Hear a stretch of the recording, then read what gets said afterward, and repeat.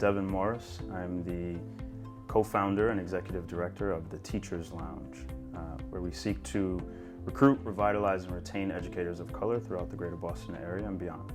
The greatest influences outside of my family that I had in my K-12 education came from male educators of color, none of whom were actually my content teachers.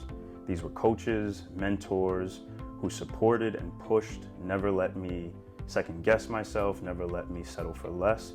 And I think about often how that would have shifted my educational experience had they been in the classroom. And I had to seek them out outside of the classroom. And that's not something that our students and families should ever have to do, to go above and beyond what our K-12 education should provide for them. So as a student of color, as a teacher of color, and eventually school administrator of color, I didn't see my identity reflected in the profession. And so as a school leader of color seeking to diversify the workforce at my individual school, I quickly realized that there was no way that we were going to fix the leaky pipeline for educators of color at one single site. I think my aha moment came as a school leader, and particularly working a diversity recruitment fair, where I realized best case scenario, we were simply checking boxes, right? When we talk about recruitment and retention work, it's not a one-day event, it's ongoing.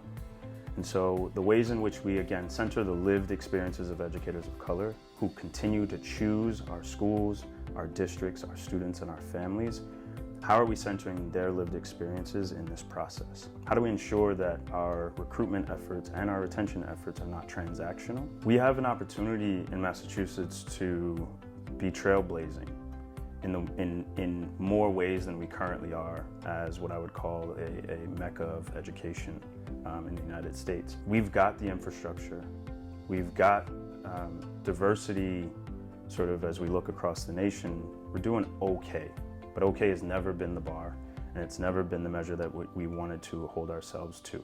And so we have an opportunity to improve, again, both the recruitment and most importantly the retention efforts in Massachusetts of educators of color that can greatly shape and impact the well-being and success of students, that can then significantly change the trajectory of the pipeline.